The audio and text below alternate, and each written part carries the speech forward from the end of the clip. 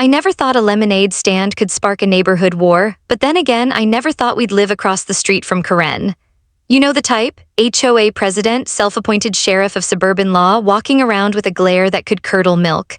And her kid, Timmy, is the miniature tyrant she molded in her own image. It all started on a bright Saturday morning. My son Jake had been saving his allowance for weeks. His goal, summer camp, his method, the simplest, most innocent of childhood enterprises, a lemonade stand. I watched him carefully set up his tiny table at the curb, a hand-painted sign that read Jake's Lemonade, 50 cents, taped on with an almost obsessive level of precision. I told him to keep it simple, keep it friendly, and most importantly, keep it away from HOA drama. "Mom, what's HOA?" Jake asked, tying a balloon to the table. I laughed. It's a group of people who think they own the neighborhood, and sometimes they do. I didn't think we'd meet Karen on day one, but fate has a twisted sense of humor. Within minutes, a sleek white SUV pulled up. Its engine purred like a predator circling its prey. Out stepped Karen, crisp white blouse tucked perfectly, hair pinned so perfectly it could have been a sculpture, and eyes that scanned the street like she was inspecting a crime scene. Behind her, Timmy clutched a plastic cup as if it were Excalibur itself. "Jake," Karen called, voice dripping with authority, "you will serve my son first. Immediately." Jake blinked. He was only 8. "I'm sorry, Timmy, but there's a line." Karen's eyebrows rose as if I had personally insulted the crown jewels. She opened her mouth, and I could see her practicing the most dramatic of HOA threats in real time. "A line? There is no line. This is my community. My son is entitled." "Karen," I said, stepping in, trying to sound calm. "He's a kid, and so is Jake. He's trying to be fair." Karen huffed like a tea kettle on the verge of explosion.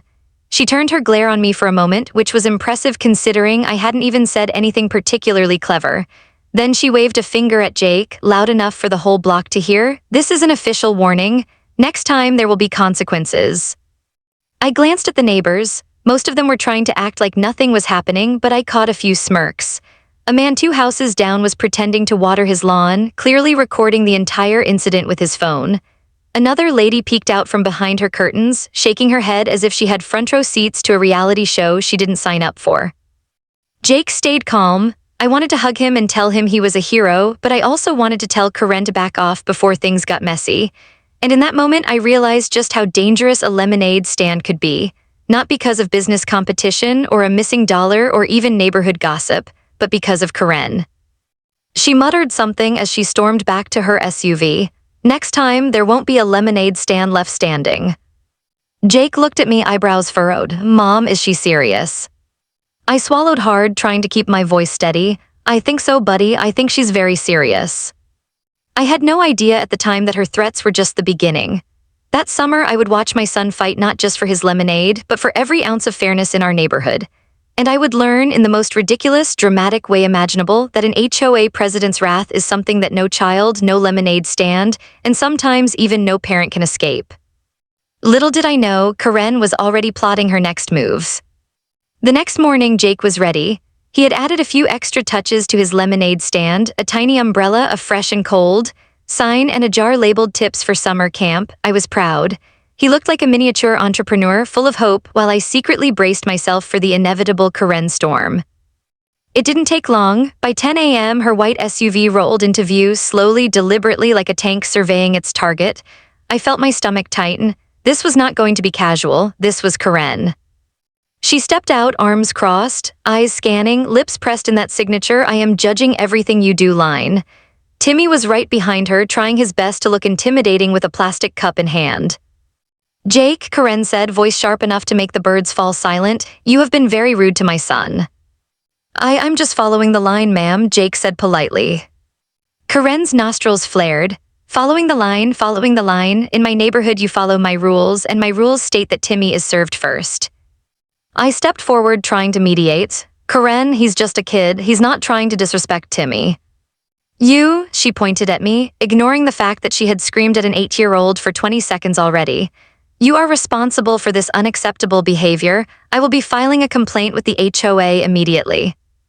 I tried not to roll my eyes. The HOA, I had heard stories, endless meetings, clipboards, red tape, but nothing I had read prepared me for Karen herself bringing the drama to my driveway.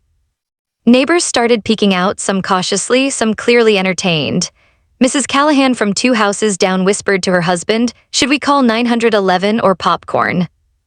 Jake looked up at me, eyes wide. Mom, what does she mean by complaint? I sighed. It's like a formal way of saying you're in trouble for following the rules of common decency. Karen, meanwhile, had taken a step closer to the lemonade stand, sniffing as if she could detect some imperfection in the air. This stand is not in compliance with HOA regulations. Your signage is unapproved. Your cups are the wrong shade of blue. You've ruined the aesthetic of the neighborhood.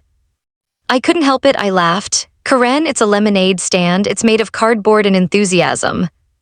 Her glare shot daggers at me. Do not mock me, I am the authority here. Timmy stomped his foot, whining. Mom, he called me a spoiled brat. I looked at Jake. He held his head high, trying not to laugh. He's not a brat, Timmy. Everyone waits their turn. Karen huffed. This isn't just about lemonade, it's about respect, and consequences will follow if this behavior continues. I knew it, that tone, that exact ominous Karen tone. It meant she was already plotting. Something told me she wasn't just going to leave a nasty note in the HOA newsletter. No, this was personal. And yet, even in the middle of her tantrum, I had to admire her commitment. I mean, she really believed a lemonade stand could threaten her entire suburban reign. It was absurd, it was hilarious, it was terrifying. She finally stomped back to her SUV, muttering under her breath, "Next time you'll regret this." Jake looked at me. Mom, she sounds serious. I nodded, swallowing a laugh. She is, buddy, and we'll have to be careful, very careful. As her SUV disappeared around the corner, I looked at Jake's lemonade stand. The sunlight sparkled off the plastic cups. A few neighbors clapped quietly, some sneaking smiles. It was like a small victory, but I couldn't shake the feeling that Karen's shadow lingered over our street, plotting her next move. Little did I know, this first clash was just the beginning. That summer, every pitcher of lemonade would be a battlefield, every neighbor a potential ally or spy. And Karen? Well, Karen had only just started showing her true colors. By the third day, Jake had grown into his role as the neighborhood lemonade mogul.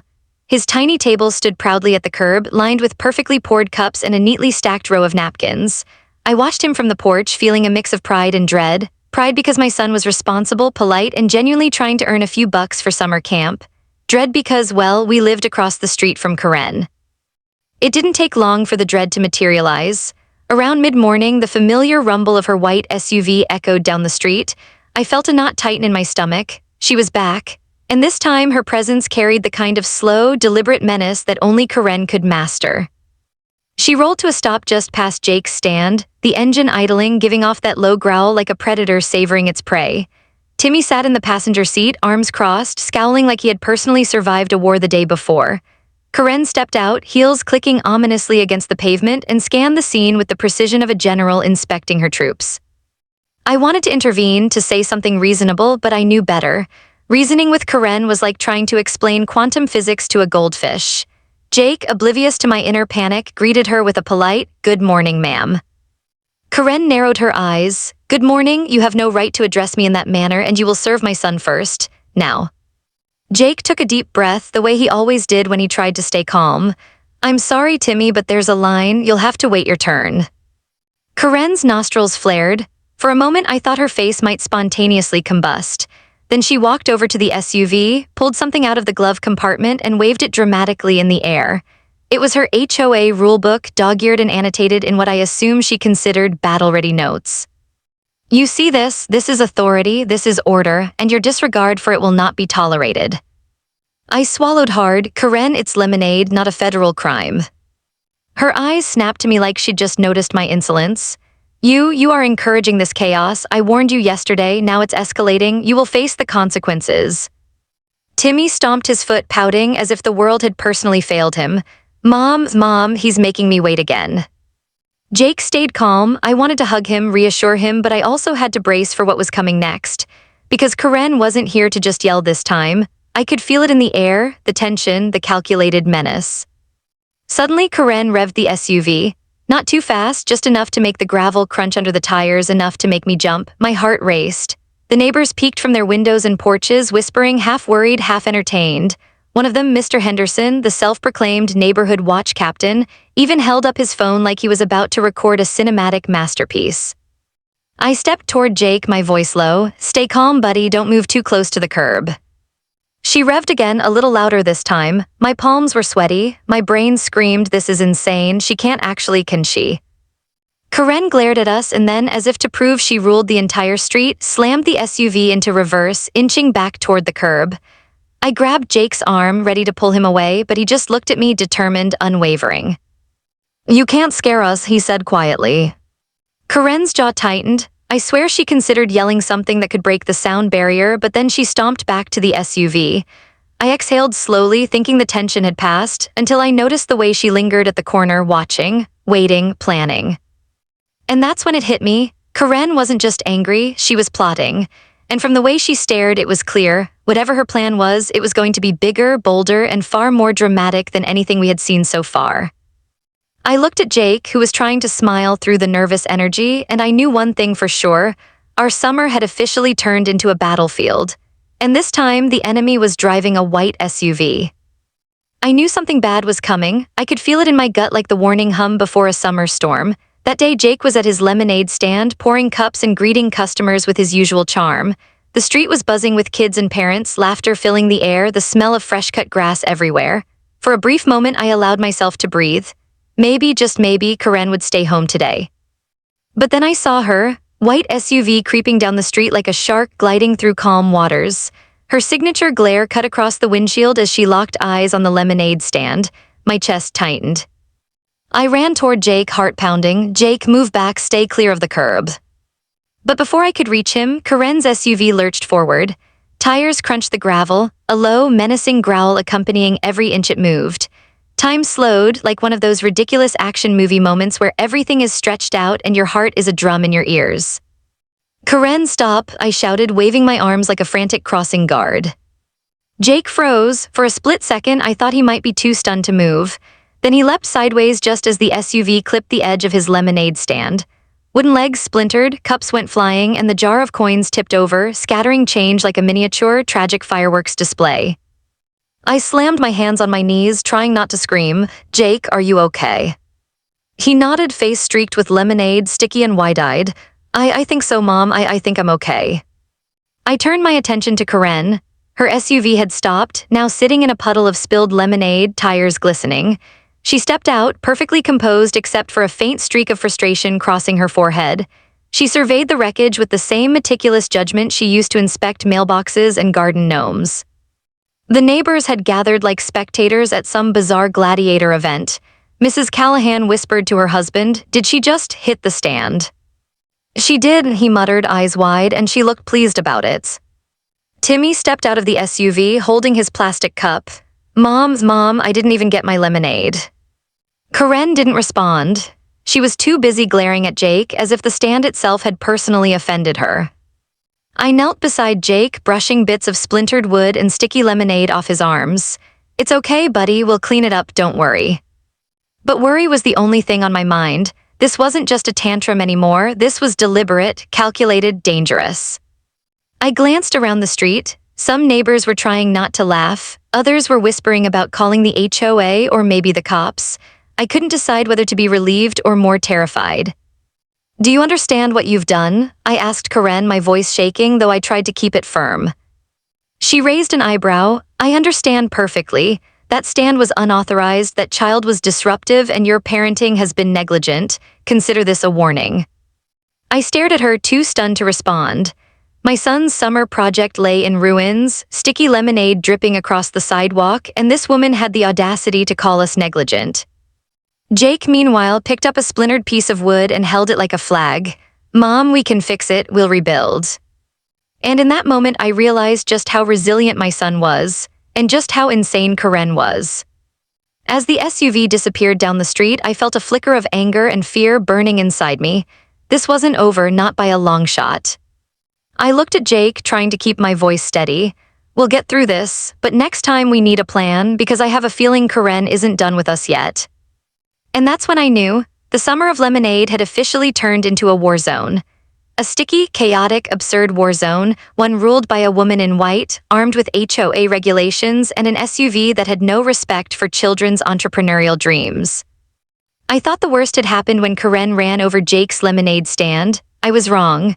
Because a week later, a crisp envelope arrived in our mailbox with a formal HOA complaint, Karen's signature flourish at the bottom. I swear she must have practiced that flourish for years. Inside, she had meticulously documented child negligence, unauthorized commercial activity, and the creation of visual chaos. There were charts, graphs, and my personal favorite, a color-coded timeline of every interaction she'd had with Jake's lemonade stand. I flipped through it in disbelief. According to Karen, our front yard had become a hazard zone, and the lemonade stand, a full-blown violation of the HOA's aesthetic code. I looked at Jake, who was sitting on the porch, sipping a slightly sticky lemonade. "Mom, what's all this?" "It's called bureaucracy, buddy, and apparently it's a weapon." The HOA board meeting was scheduled for Thursday evening. I spent the day preparing, reading HOA bylaws like they were secret codes to some dystopian society. I practiced my speech, peppered with polite but firm objections. Jake wanted to attend too, armed with a notebook of sales reports and a chart showing neighborhood happiness before and after lemonade. I wasn't sure if it would help, but the kids' enthusiasm was contagious. That Thursday, we arrived at the HOA clubhouse. Beige walls, fluorescent lighting, a podium. Karen was already there, perched at the front, hands folded like a general ready to lead an army. I swear I could hear the faint hum of her plotting in the background. When our turn came, I stepped up. "Good evening, members of the board. I'm here to discuss the complaints filed against my son, Jake, regarding his lemonade stand." Karen's eyes narrowed. She leaned forward, lips pursed. "I am here to ensure the rules are followed. My complaint is clear. This stand is disruptive, unauthorized, and has caused significant disturbance in the neighborhood." I nodded respectfully. "I understand your concern, Karen, but if I may, this lemonade stand has been in place for 3 weeks following all general neighborhood safety guidelines. Jake has been polite, respectful, and has never caused harm. This is a small business run by a child intended to fund his summer camp." One board member, a gray-haired man with a penchant for nodding slowly, raised a hand. "And the stand has caused damage." Karen leaned in, whispering just loud enough for everyone to hear. "It almost caused physical harm, and it's an eyesore." "Almost?" I asked, eyebrows raised. "Do you mean the day she drove over it?" Karen blinked as if her SUV incident didn't exist. "We are discussing ongoing disruptions, not hypothetical incidents." I could feel the tension in the room. Every member of the board was listening, jotting notes, pretending that Karen's spreadsheet of complaints was reasonable. It was absurd, hilarious, terrifying all at once. Jake, trying to help, whispered, "Mom, should I show them my charts?" "Not yet, buddy," I whispered back. "Let me finish surviving this nightmare first." As I laid out Jake's case, detailing polite interactions, lemonade sales, and neighborhood smiles, I could see some of the board members soften. A few chuckled quietly when I mentioned the visual chaos complaint and the hand-drawn graphs. Karen, meanwhile, was growing red-faced with fury. She was muttering something under her breath about precedent, fairness, and community aesthetics. I had no idea where she was going with it, but I suspected it involved filing another complaint, maybe about the sunlight hitting her lawn wrong. Finally, the board voted. A hush fell over the room. One by one, they nodded. And then slowly the chairman said, "The complaint is dismissed. The stand may remain, provided it complies with basic safety and sanitation guidelines." I could barely believe it. Victory, sweet, improbable, sticky lemonade victory. Karen opened her mouth, probably to unleash a tirade that would be remembered in HOA history for decades, but the chairman raised a hand. "This discussion is concluded." We walked out, Jake beaming, holding his notebook like it was the Constitution itself. I couldn't stop laughing. Karen was fuming silently behind us, plotting her next move, and I knew one thing: our summer war wasn't over, not by a long shot. After the HOA ruling, I thought maybe, just maybe, we could finally breathe. Jake's lemonade stand was safe, the board had sided with us, and for a fleeting moment I imagined a peaceful summer of sticky fingers and small profits. I was wrong. Because Karen doesn't do peaceful, Karen does full-scale suburban war. It started subtly. The neighbors began choosing sides. Mrs. Callahan, the widow with a penchant for dramatic whispers, secretly cheered for us, hiding behind lace curtains like a spy in a Victorian novel. Mr. Henderson, our self-appointed neighborhood watch captain, started giving me awkward nods of solidarity while muttering, "She can't touch you yet." And then there was the passive-aggressive campaign. Karen began sending inspection notices at the most ridiculous hours. 6:30 a.m. on a Saturday, 11:47 a.m. on a Tuesday, 8:03 p.m. on a Wednesday. The notices were always written in that same sharp, threatening font, stapled to our mailbox like tiny medieval decrees. I half expected them to arrive with a seal of wax next time. Jake, bless him, was undeterred. "Mom, look," he whispered one morning, pointing at a neighbor's yard. A group of kids had set up a Support Jake Lemonade Fund. A cardboard sign read "Lemonade for Justice." It was messy, sticky, and hilarious. And Karen, she drove by, scowling as if she could smell our rebellion in the air. But the real tension started when Karen escalated her surveillance. Every time Jake set up the stand, she seemed to appear, lurking from her SUV or her porch, taking notes like she was cataloging crimes against suburbia. It was unnerving. And every time I tried to reason with her, she would smirk that terrifying half-smile and say, "I'm just watching for the neighborhood's best interest." One day, I caught her trying to measure the distance from the curb to Jake's stand. With a ruler, in the heat, sweat glinting on her forehead, my mind almost short-circuited. Did she think we were violating some secret HOA ordinance about lemonade to curb ratios? Neighbors began picking sides, quietly or not so quietly. Some left supportive notes on our porch, "Keep going, Jake, don't let Karen win." Others mumbled complaints about disturbances or children's antics, clearly trying to curry favor with the infamous HOA tyrant. And then there was the sabotage. I say sabotage lightly, mostly harmless but still hilarious. One morning we found Karen's pristine rose bushes mysteriously sprinkled with confetti from a birthday party 2 blocks away. Another time, a small garden gnome she adored appeared with a tiny paper crown that said, "King of Chaos." Jake laughed hysterically. I tried to scold him, but secretly I couldn't help smiling. The neighborhood was starting to fight back in its own quirky juvenile ways. But lurking behind all the humor was a real tension. Karen's harassment wasn't going away. She started showing up unannounced, making veiled threats, and timing her visits when Jake's stand was busiest. Every morning, as I opened the door and saw her SUV creeping down the street, my stomach did a little flip. One evening, as I recounted the day to Jake, he shrugged, wide-eyed and determined. "Mom, we can handle this. We've survived everything so far." I nodded, though I wasn't sure if my confidence came from bravery or desperation.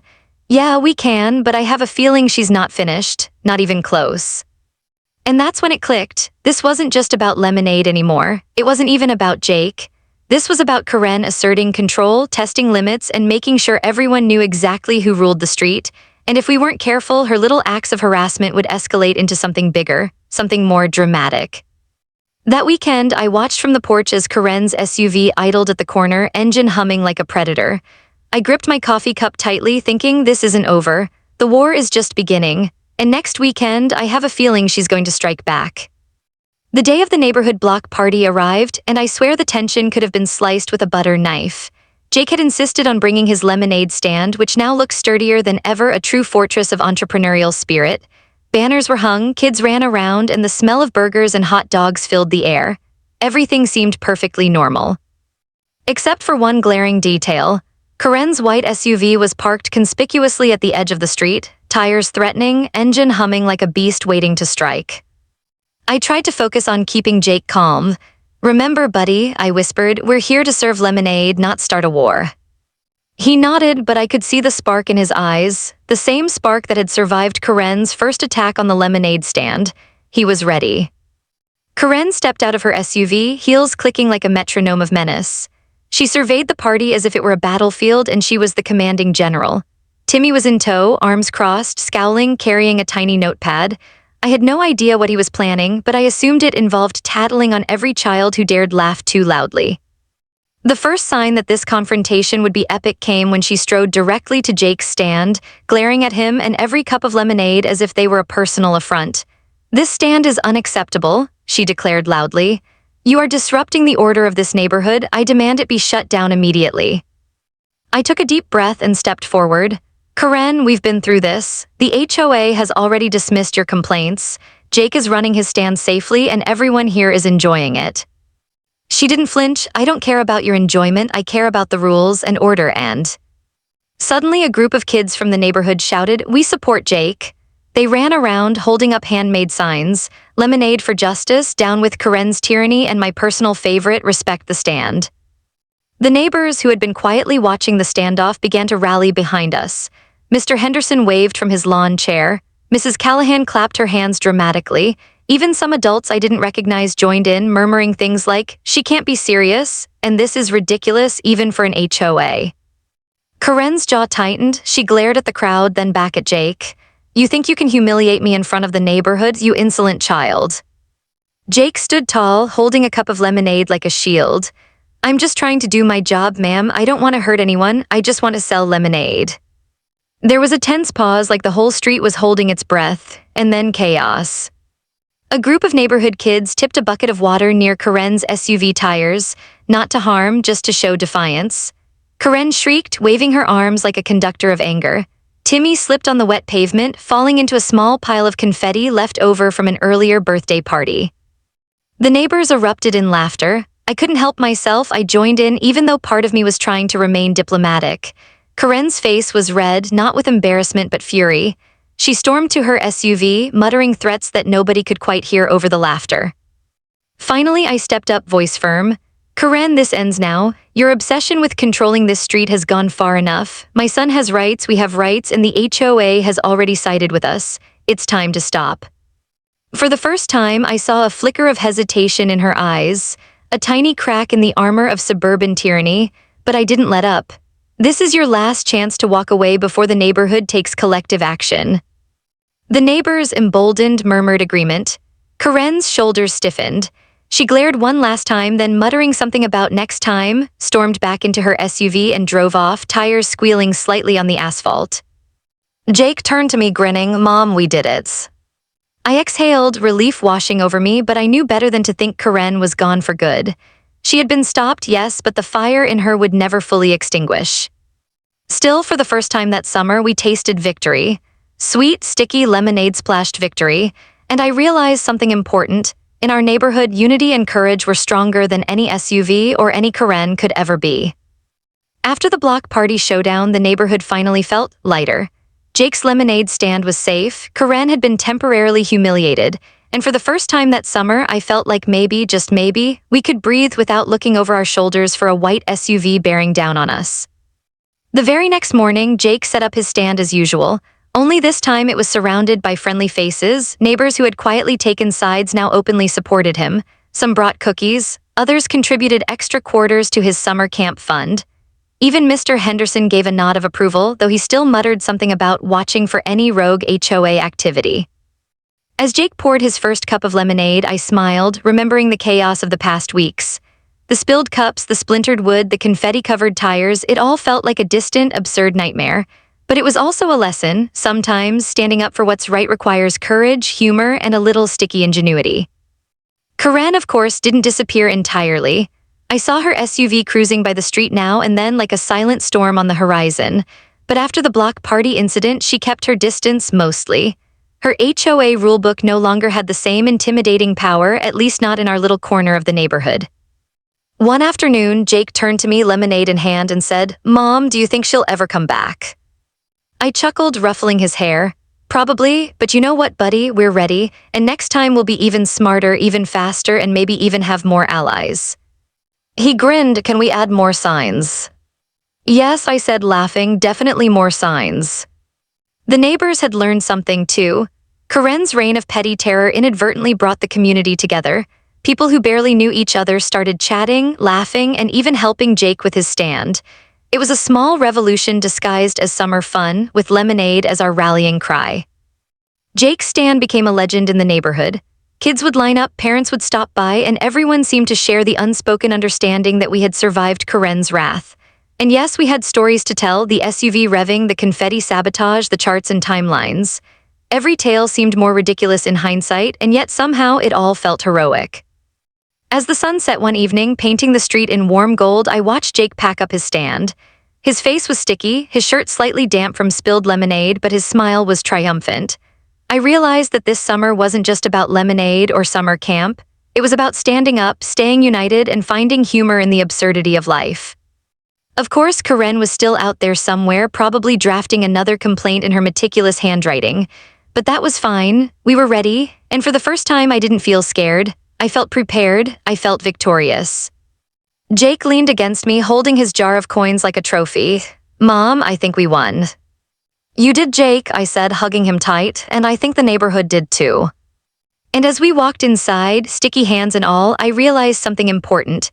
Sometimes the greatest victories aren't measured in money or rules. They're measured in courage, laughter, and the small triumphs of standing your ground. Karen may never stop scheming. She may continue to patrol our streets like an obsessed general. But one thing was certain, no SUV, no HOA bylaw, and no tantrum could ever take away our spirit. Our lemonade stand had survived, and in doing so, it had brought an entire neighborhood together. As I closed the door behind us, I couldn't help but smirk. Next summer, I thought, we'll be ready. And if Karen comes back, well, Jake will serve her a cup of lemonade with a side of justice. And in our little corner of suburbia, that felt like the sweetest victory of all. Every HOA has a story on HOA Headaches. You'll hear the ones they tried to bury. Subscribe today.